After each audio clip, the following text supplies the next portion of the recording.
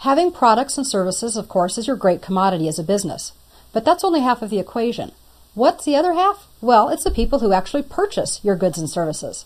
This can be individuals or it can be companies. As they say these days, business to business or business to other individuals. Regardless of which one they are, you need a way to track them. In QuickBooks, we use the customer features.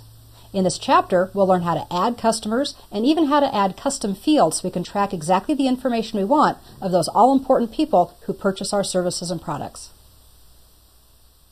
I hope that adding customers is an activity you'll need to do very soon after opening the doors of your business. Adding customers can be done using the Customer Center, the Customer Menu, or even on the fly as you create estimates and invoices. We're going to create some customers by using the Customer Center. We're continuing the file that we've been using, or if you're just joining us, you can use the file that you find in the Chapter 9 folder. So the first thing I'll do for my home page is actually click on the Customer Center button to bring up our customer list, which right now is sadly very empty. So I need to click on the button on the top left that says New Customer and Job. I'm only interested in adding the customer at the moment, so I'll give that one a click. And as we'd expect, it opens a form to which we can add our new customers. We'll see a couple of things that I think need clarification. First of all, at the very top you have a customer name. Then down below on the tabs you will also see a company name, a place where it says Mr., Ms., first name, last name. This is just like vendors. The customer name at the top should be the way that you want it to be filed. The company name down below would then be what you want to call them on a regular basis. So let's go ahead and give this one a shot by entering both a company that we work with and an individual, because they're similar but also different. The company is called Brookfield Mechanical.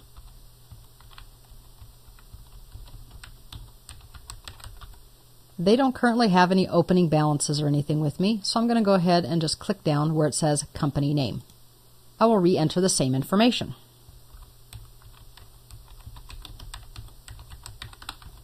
Because I'm entering a company name, I do not want to enter the name of an individual. I want to do one or the other. In this case, I'm going to use the company name option. The next thing I'll do is move over to the right and enter a contact.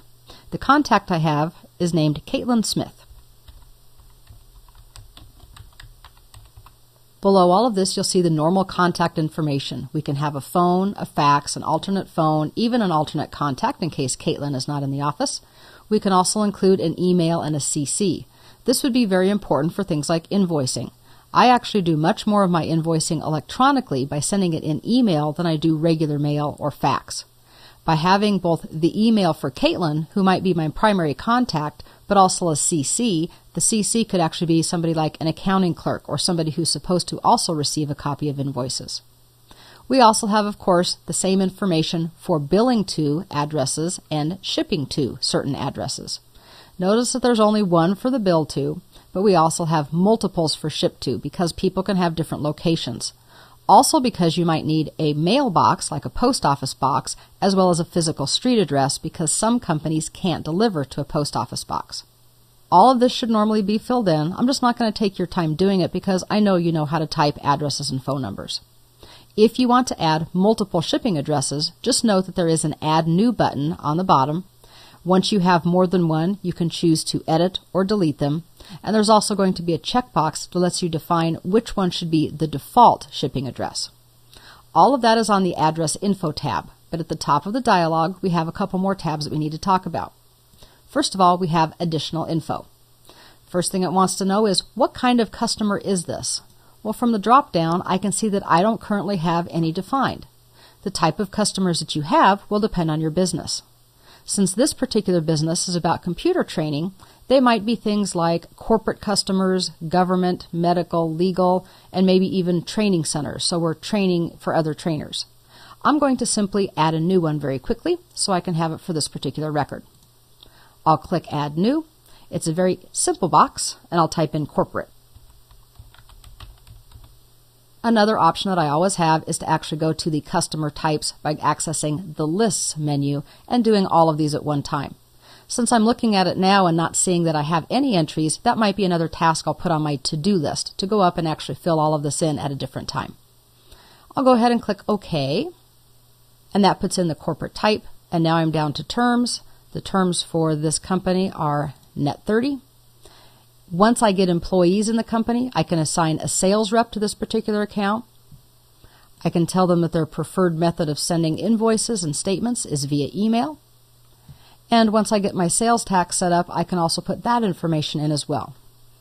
On the right-hand side, you'll see the option to include price levels, and again, there aren't any. If my company only charges one price, then I don't need them. But if I have different pricing structures, maybe for platinum customers versus gold customers, I can go ahead and create those price levels, and that of course will affect the pricing itself.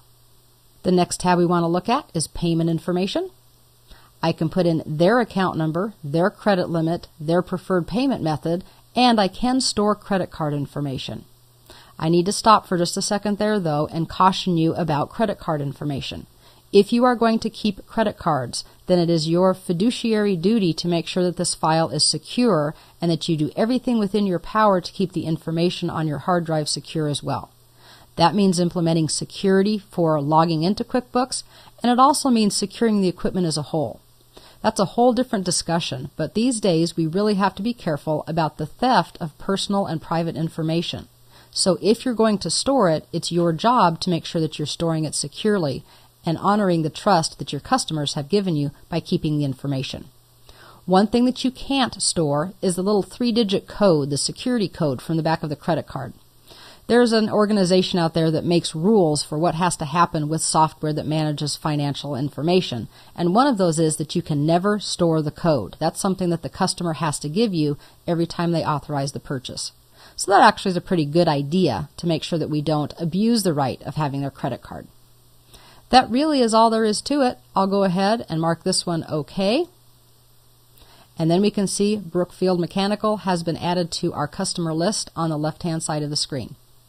I'm going to go ahead and add one more now because I want to add an individual just to show you how that's a little bit different. So we'll do New Customer. Under Customer Name, I'm going to enter it backwards, if you will. Her name is Sharon Marsh. Then I'll press Tab. And again, I don't have any opening balances. Now the reason I did Marsh Sharon is because that's the way it's going to be stored. And if I want to see names alphabetically, then it makes sense to enter them this way. When I get down into the address information, that's when I can type it correctly.